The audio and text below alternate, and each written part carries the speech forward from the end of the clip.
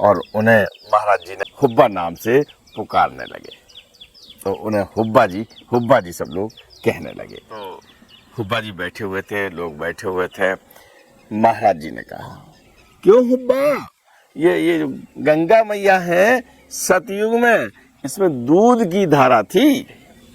एक हाथ में दूध का लोटा है, एक हाथ में बालू है, और महाराज जी के पास आते हैं और जैसे समर्पित करते हैं ना कोई भी चीज, वैसे उन्हें लोटा रखा और जैसे ही हाथ खोला, मुट्ठी खोली, उसमें कड़ कड़ जो था बालू का नग बन चुका था। नग जानते हैं ना। महाराज जी ने कहा, अरे तू तो घड़ी के मुंह में फंस गया, निकाल फेंक। और हुब्बा जी ने क्षण मात्र नहीं लगाया, उन्हें घड़ी खोली और फेंक दी। ये बन का सब ठीक है। बोले अरे राज्यपाल आए थे, सब लोग, कोई गेट पर था, कोई अपनी व्यवस्था कर रहा था, कोई प्रसाद की, तुमने क्या व्यवस्था की? उन्हें महाराज जी हम तो अपने कमरे में थे, राम राम जप रहे थे।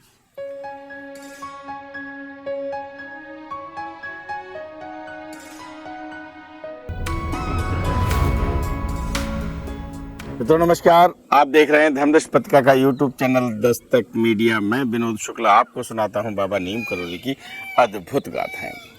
अद्भुत गाथाओं की श्रृंखला में आज हम महाराज जी के एक ऐसे अनन्य भक्त की फुल स्टोरी, यानी जो बिल्कुल संत की तरह जिए हैं, जिनके पास साधनों की कोई कमी नहीं थी, लेकिन आध्यात्मिक यात्रा करने के लिए साधनों का कोई उपभोग नहीं किया।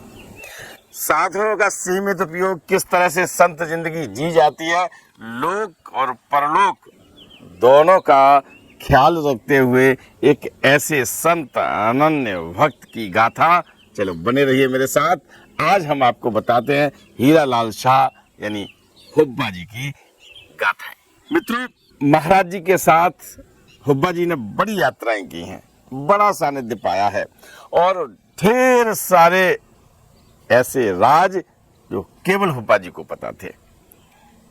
आज उनमें से कुछ आपसे शेयर करने का अवसर है। तो चलो चलते हैं एक यात्रा में महाराज जी के साथ गंगोत्री की तरफ, और हुब्बा लाल के साथ, यानी हुब्बा हीरालाल शाह कहते हैं।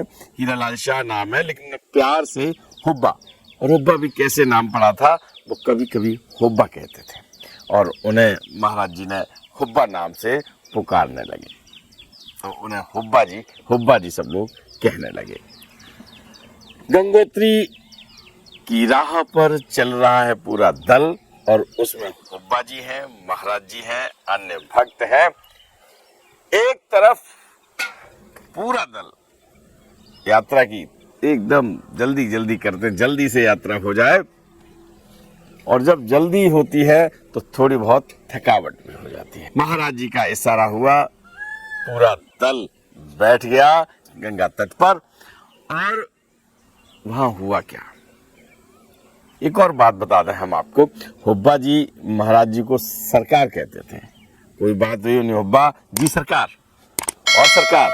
तो हुब्बा जी बैठे हुए थे, लोग बैठे हुए थे। महाराज जी ने कहा, क्यों हुब्बा, ये जो गंगा मैया है सतयुग में इसमें दूध की धारा थी।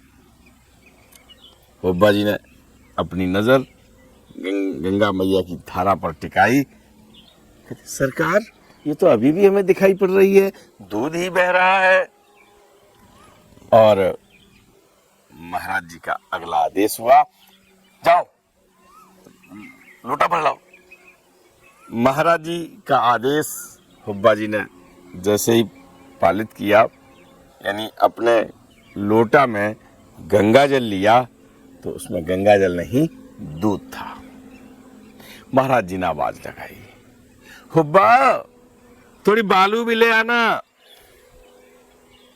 हुब्बा ने एक हाथ में लोटा जल का और दूसरे से मिट्टी यानी बालू गंगा मैया की अपनी मुट्ठी में ली। एक हाथ में दूध का लोटा है, एक हाथ में बालू है, और महाराज जी के पास आते हैं और जैसे समर्पित करते हैं ना कोई भी चीज, वैसे उन्हें लोटा रखा, और जैसे ही हाथ खोला, मुट्ठी खोली, उसमें कण कण जो था बालू का नग बन चुका था। नग जानते हैं ना। भाई नग तो आप जानते ही होंगे, आभूषण जिन्होंने देखे हैं, पहने हैं, तो बहुत कीमती नगों में बालू का एक एक कण बदल गया था।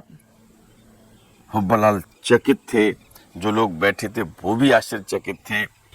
महाराज जी ने कहा, कहो भाई क्या मिल गया? हुब्बालाल कहते कि ये महाराज जी नग, मैं तो बालू लेके आया था, ये नग कहां से आ गए? रख ले काम आएंगे आगे। हुब्बालाल कहता नहीं, मैया ने जो दिया है वो मैया का है, हमको नहीं रखना है। महाराज जी हुब्बा जी के प्रकृति से, हुब्बा जी के नेचर से बहुत अच्छी तरह वाकिफ थे। बोले अच्छा ऐसा कर, तू इन लोगों में बांट दे। हुब्बा जी ने फिर निवेदन किया कि सरकार ये हमारे नग नहीं है, हमारी जमींदारी के नग नहीं आए हैं। जमींदार थे वो, अपने क्षेत्र के जहाँ अल्मोड़ा के रहने वाले थे, तो वहाँ के जमींदार थे। बोले हमारी जमींदारी के नहीं है, ये गंगा मैया ने दिए हैं, अब क्या करें, हम न बांटेंगे न रखेंगे, हमारा मन है कि हम गंगा मैया को समर्पित कर दें। और महाराज जी ने अपने भक्त की बात को तुरंत स्वीकृति दे दी, समझ गए। पता नहीं कौन सी लीला थी महाराज जी की, भक्त के परीक्षा का कौन सा काल था, जो ली तो मुट्ठी में बालू थी और नग में बदल गए थे। और हुब्बा जी ने फिर उस नगों को गंगा मैया में समर्पित कर दिया। ये एक ऐसी गाथा जहां महाराज जी ने अपने भक्त को देखा, जो साधन है, साध्य है, इस संसार में जो आभूषण है ना, जो धन है ना, वो माप करता है कि लोभ की क्या मात्रा है। तो साबित हो गया हुब्बा जी में कहीं लोभ नहीं था। बहुत सारी गाथाएं हैं। एक बार ऐसा हुआ कि हुब्बा जी और महाराज जी साथ साथ एक पहाड़ पर थे और अचानक महाराज जी बोले, अरे तेरी तो घड़ी बहुत अच्छी है। हुब्बा जी ने बड़े बहुत गर्वान्वित होके बताया, ये घड़ी सरकार हमारे पौत्र ने भेजी है, यानी लड़की ने भेजी है, जर्मनी की घड़ी है, विदेशी घड़ी बहुत अच्छी लगती है। महाराज जी ने कहा, अरे तू तो घड़ी के मुंह में फंस गया, निकाल फेंक।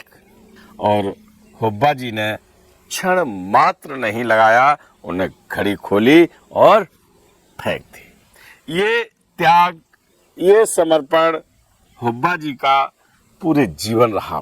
एक बात और बता दें हम आपको, हुब्बा जी महाराज जी के सानिध्य में आने से पहले समकालीन जो संत हुए हैं, हेड़ा खान बाबा हुए हैं, गुदड़ी बाबा हुए हैं, सोमवारी बाबा हुए हैं, कई संतों का उन्होंने सानिध्य पाया है, उनसे शिक्षा ली है और उनकी जो कृपा उन पर बरसी है, उससे जीते जी इस लोक में वो अपने आप को बिल्कुल संत जैसा कर पाए थे। क्योंकि हालांकि वो अपने को संत नहीं मानते थे, लेकिन मुझे मालूम है, हम सबको मालूम है, जो गाथाएं हम उनकी पढ़ रहे हैं, जो गाथाएं हम जान रहे हैं, वो भगवान है ना महाराज जी, तो हनुमान जी हैं और हनुमान जी ने अपने पास एक ऐसा संत रखा जिसे मोह माया की कोई परवाह नहीं थी। मानव स्वरूप था, लेकिन त्याग की अगर कोई बात आती थी, समर्पण की कोई बात आती थी, निष्ठा की कोई बात आती थी, ये सब बातें पूरी तरह से खरी उतरती थी। हुब्बालाल जी की कई चीजें ऐसी हैं जिन्होंने ये बताया है कि वो पूरी तरह से महाराज जी को समर्पित हुए। उस समय के जो संत थे उनकी भी गाथाएं प्रोफेसर सुधीर मुखर्जी लिखते हैं हुब्बालाल जी के बारे में। एक गाथा को याद करते हैं कि जब उन्होंने ये बताया कि हेड़ा खान बाबा का सानिध्य उन्हें मिला, गुदड़ी बाबा का सानिध्य उन्हें मिला, सोमवारी बाबा का सानिध्य उन्हें मिला, खाकी बाबा का, ये उस समय के नामचीन संत थे और उन सबका सानिध्य मिला और एक तरह से साथी बने बाबा नीम करोली के। उन्होंने जान लिया था कि हमको जो प्रॉपर रूप में, जो प्रॉपर इसलिए मैं कह रहा हूँ कि बड़े बड़े संत, सोमवारी बाबा के तो दर्शन ही दुर्लभ, दर्शन कर लिए पूरा जीवन बन गया। हेड़ा खान बाबा का आप जानते हो, बहुत संतों का सानिध्य पाने के बाद वो चले बाबा नीम करौरी के साथ और यात्रा के बड़े वृतांत हैं। मैं आपको लिए चलता हूँ दादा सुधीर दादा के एक अनुभव के साथ। दादा लिखते हैं कि हुब्बा जी का विवाह हो चुका था, हुब्बा जी की पत्नी, बच्चे और पूरा परिवार था। इसके साथ वो अल्मोड़ा में जो जमींदारी थी, जमींदार बड़े बड़े जमींदार हुआ करते थे उस समय और उनकी एक निश्चित आय हुआ करती थी, बहुत धन धान्य हुआ करता था परिवार में, सुख साधन हुआ करते थे। लेकिन हुब्बा जी उन सुख साधनों से बिल्कुल परे थे, लेकिन गृहस्थ आश्रम के नियमों का, उसकी मर्यादाओं का पालन करते थे। घर जाते थे, घर की व्यवस्थाएं देखते थे, है ना, अपने बच्चों से जो भी पैतृक जिम्मेदारी थी वो सब कुछ निभाते थे। लेकिन अब जैसे कोई आदमी हो, वो दूसरा काम करे, धनोपार्जन के लिए लग जाए, वो धनोपार्जन में नहीं, आध्यात्मिक यात्रा की तरफ बढ़ जाते थे, क्योंकि धन तो उपार्जित अपने आप हो ही रहा था, उसी में वो संतोष कर लेते थे। महाराज जी ने भी संत जीवन जिया, देवत्व स्वरूप को पाके मानव स्वरूप में जब आए तो उन्होंने गृहस्थी के सभी मर्यादाओं का पालन किया है। मैंने जब महाराज जी के बारे में बताया तो आपको पता है कि गृहस्थी के जो उत्तरदायित्व है महाराज जी ने बखूबी निभाए हैं। मैं मौका मिलेगा तो पूज्य गिरजा दीदी के मुखार बिंदु से भी, जो मानव देह में जो सामान्य मानव होते हैं, जो अपनी जिम्मेदारी निभाते हैं, बिल्कुल महाराज जी ने वो सारी जिम्मेदारी उन्होंने निभाई। मैं ये इसलिए बता रहा हूँ कि उनके जो भक्त हुब्बा लाल जी हुए, उन्होंने भी अपनी सारी जिम्मेदारियों को बखूबी निभाया और आध्यात्मिक पथ पर भी अपने सही से चलते रहे। महाराज जी के साथ बड़े यात्रा वृतांत हैं। लिखते हैं हुब्बा लाल साहब की एक गाथा को बताते हैं दादा कि आप चित्रकूट में थे। हुब्बा लाल जी ने इस अनुभव को जब शेयर किया है सुधीर दादा से कि चित्रकूट में महाराज जी से बात हुई तो महाराज जी ने कहा कि शाम को चलेंगे। प्रातः बेला के बाद दोपहर पूरी तरह से हो नहीं पाई थी कि महाराज जी ने कहा चलिए, तुरंत चलिए। और महाराज जी के चलिए के बाद तो फिर कोई रोक ही नहीं पाता था। आप सब लोग वहां से चल दिए, हुब्बा लाल जी चल दिए। तो हुब्बा जी का बड़ा सरल स्वभाव, आप ये समझिए कि जब आप उनसे बात करें तो उन्हें लोक और परलोक उनसे कोई संबंध नहीं। उस समय केवल चर्चा सत्संग की, भगवान की, महाराज जी की। आप जब चाहें उनसे मिल सकते हो, आप बैठे, लेकिन हाँ संकोची स्वभाव के थे, बोलते नहीं थे। बोलते तभी थे जब महाराज जी कुछ कहते थे, है ना। महाराज जी से मिलने के लिए बड़े बड़े लोग आते थे, उपराष्ट्रपति, राष्ट्रपति, राज्यपाल। और हमने पद इसलिए बताया कि हम इनसे बड़े पद हमारे संवैधानिक हमारे देश में नहीं है। लेकिन हीरा लाल शाह को कोई मतलब नहीं है, कहीं नहीं, जो हो रहा है सो हो रहा है। एक बार ऐसा हुआ कि एक राज्यपाल महोदय महाराज जी के दर्शन करने आए, तो महाराज जी के जो भक्त थे और लोग थे व्यवस्था में थे, कोई गेट पर लग गया, कोई कहीं व्यवस्था में लग गया, कहीं प्रसाद की व्यवस्था हो गई। आजकल भी महाराज जी के यहाँ कैची धाम में भी जल्दी भैया मैं बताऊंगा कि अन्य धामों में भी VIPs लोग जो आते हैं उनके लिए कैसी क्या व्यवस्था होती है, सब लोग लग जाते हैं। तब भी महाराज जी थे तो तब भी लोग सक्रिय हो जाते थे, लेकिन हुब्बा लाल जी कोई इंटरेस्ट नहीं दिखाते थे। एक बार एक राज्यपाल आए महाराज जी के पास और महाराज जी को अपनी जो व्यवस्था हुई, और शाम को महाराज जी जब अपना दरबार लगा के बैठे तो हुब्बा लाल जी से कहा, हुब्बा आज कुछ दिखाई नहीं पड़ा, तू कहाँ रहा। हुब्बा ने कहा साहब ठीक है। बोले अरे राज्यपाल आए थे, सब लोग, कोई गेट पर था, कोई अपनी व्यवस्था कर रहा था, कोई प्रसाद की, तुमने क्या व्यवस्था की। उन्हें महाराज जी हम तो अपने कमरे में थे, राम राम जप रहे थे। यानी लोग ये सोचते हैं कि अगर हम कहीं ऐसे लोगों से संपर्क करें, संपर्क जब बढ़ता है तो उसका फ़ायदा उठाते हैं। लेकिन हीरा लाल शाह इन बातों से बहुत परे थे, कोई मतलब नहीं था। और आप एक व्यवस्था की बात कर रहे हैं कि जैसे राज्यपाल आई व्यवस्था करनी पड़ती, तो आपको बता दूं कि इतने सरल स्वभाव के थे कि 4 चर्च लेन में महाराज जी माँ मौसी जो भोजन बनाती थी भक्तों के लिए भी, महाराज जी के लिए भी, कहाँ? 4 चर्च लेन में भाई, इलाहाबाद प्रयागराज। वहाँ पर हुब्बा लाल जी वहाँ बैठ जाते थे और भोजन बनाने में सहायता करते थे। चूल्हा फूंकते थे, धुआं होता था तो उसे आग को प्रज्वलित करने का प्रयास करते थे, है ना। ये सब क्या था? बहुत सरल स्वभाव, सहज स्वभाव। क्या जरूरत थी भाई? खाना बन रहा है, बन के आ जाएगा। ऐसी बहुत सारी बातें हैं जहां उनकी सरलता को महाराज जी के जो भक्त हैं उनमें से अलग से दृष्टिगोचर होती है और उनकी सरलता के बार बार वर्णन आते हैं। तो गृहस्थी से जुड़े उनके और बहुत सारे अब है क्या कि आप महाराज जी के साथ भी हैं और महाराज जी के साथ जो समय मिलता है फिर वो अपने घर पर भी जाते हैं। घर पे अपनी व्यवस्थाएं देखते हैं और व्यवस्थाएं देके फिर आ जाते हैं।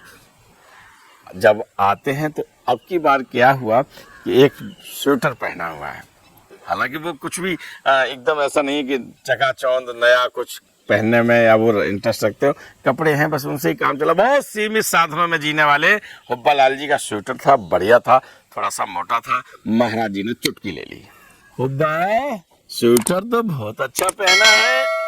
हुब्बा जी ने बताया कि ये हमारी पुत्र वधू ने बनाया है और ये वो तो जो हम पहनते थे वो फट भी गया था, पुराना हो गया था और बहू ने ये नया स्वेटर बना के दिया, मोटा है, सर्दी से बचाव करेगा, इसलिए हम इसको पहने हुए हैं। हो, बहू ने बना के दिया है, तुम तो उसकी ज़्यादा कदर करते नहीं, उसकी ज़्यादा चिंता करते नहीं। घर वाले देखो तुम्हारा कितना कितना ख्याल रखते हैं। महाराज जी की ऐसी बातों पर हुब्बा लाल जी चुप हो जाया करते थे, बिल्कुल कोई उत्तर नहीं, और कभी कभी मौन में बहुत बड़ा उत्तर हुआ करता था। तो इस तरह से हुब्बा लाल जी की बड़ी कहानी है, बहुत सारी बातें चलती रहती हैं।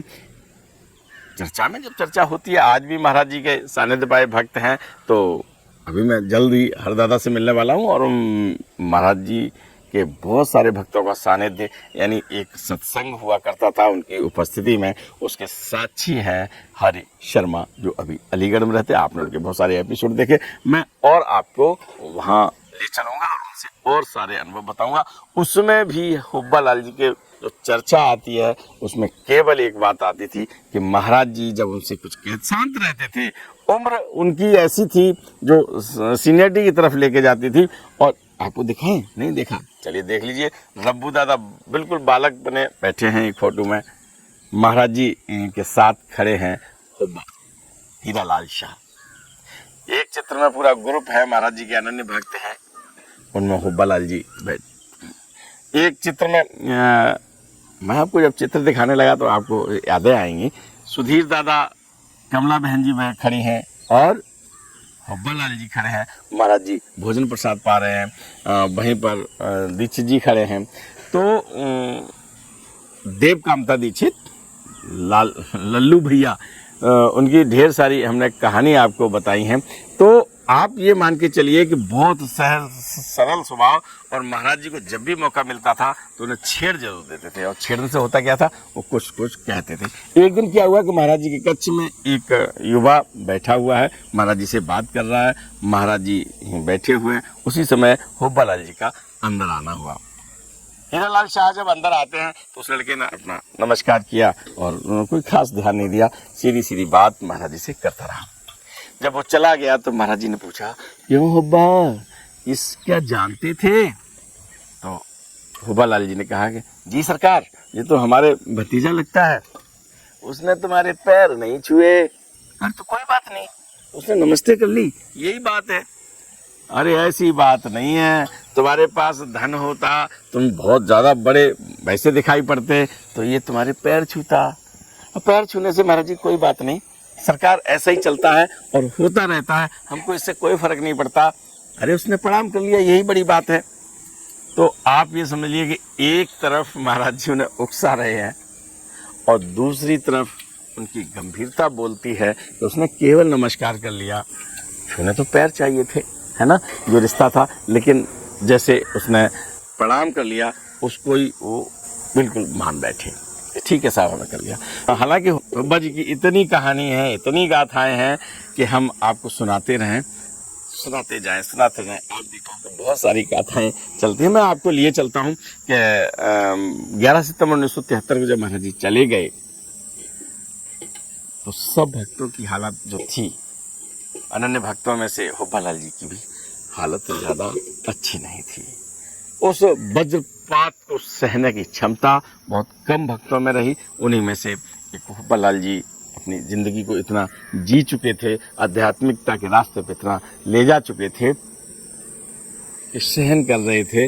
लेकिन जो बिछोह हुआ था, ये स्थायी बिछोह होता है, और स्थायी बिछोह की पीड़ा को वही समझ सकता है जिसने स्थायी बिछोह सहा हो। आदमी कहता कि वो चले गए, उनके पिताजी चले गए, उनके बाबा चले गए, और जब अपने जाते हैं ना तो उसका बिछोह, उसका जो अनुभव होता है वो बिल्कुल अलग होता है। उस बिछोह को बहुत ज़्यादा बर्दाश्त नहीं कर पाए। प्रोफेसर सुधीर मुखर्जी लिखते हैं कि हमें संदेश मिला कि वो अस्वस्थ हैं और वो उनसे मिलने गए। और जब दोनों लोग मिल गए, दोनों लोग बैठे हैं, हुब्बालाल जी उठने की ज़्यादा स्थिति में नहीं है, लेकिन वो फिर भी चारपाई से उठ जाते हैं और वो दादा को प्रणाम करते हैं, दादा उन्हें प्रणाम करते हैं, और फिर होता है सत्संग। और ये प्रोफेसर सुधीर मुखर्जी के साथ अंतिम सत्संग साबित होता है, क्योंकि जब वो प्रयागराज यानी फोर्थ चर्च वापस आते हैं, थोड़े दिन बाद पता चलता है कि हुब्बा जी नहीं रहे।